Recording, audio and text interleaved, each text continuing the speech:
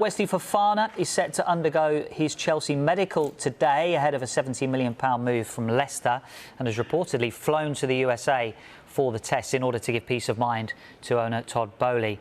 So on Wesley Fofana, this medical happening now, does the signing of him and him being involved in that Chelsea squad, does that move their strength in depth closer to Manchester City, to Liverpool, the top two teams?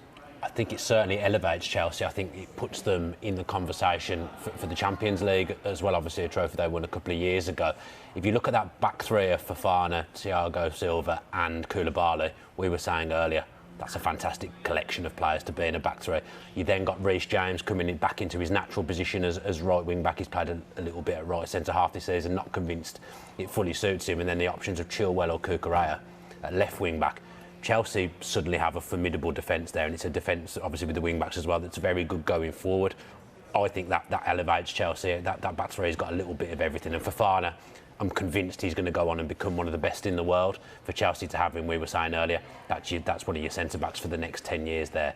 I think you look at them and they'd suddenly be very, very strong. And if they can get the front situation sorted as well, Chelsea are looking a strong outfit and have had a very, very strong window. Yeah, they've obviously lost Rudiger as well, and they've lost his pace. So Wesley Fofana coming in would certainly replace that from a Chelsea point of view.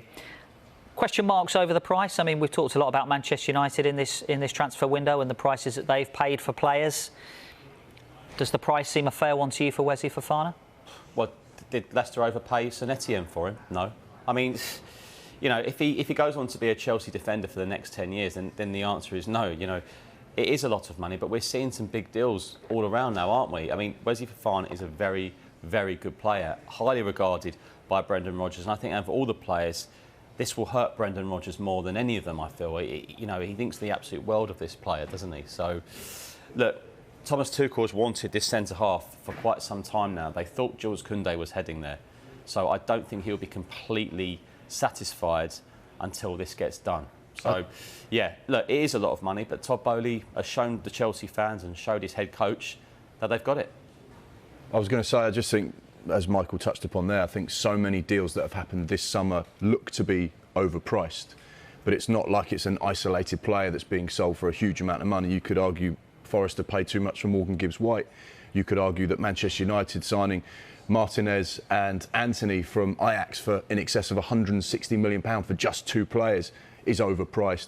Cucurella could be overpriced at 62 million. You could make an argument for all of these players, but I think collectively that's just the current market, and that's what clubs have to operate in. They can only buy players at what they can get them for, and it's either miss out on them or pay a little bit more, but deliver the product which you think could be there for a number of years to come. Absolutely. I mean, as Dan mentioned there about elevation, I mean, a lot of people we all love our predictions in the summer, don't we? And I mean, a lot of people were saying that Chelsea, no, this is the year I can see them falling out of the top four, blah, blah.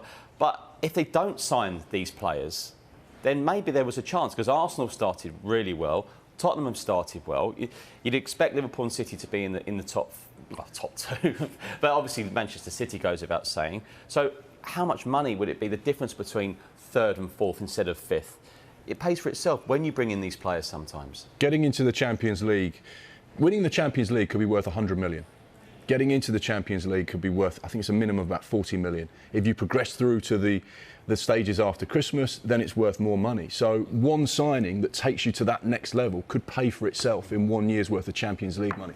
That's how vital it is to get into the top four and to progress as far as you can in the competition. And to win it, that's where you start to make real money.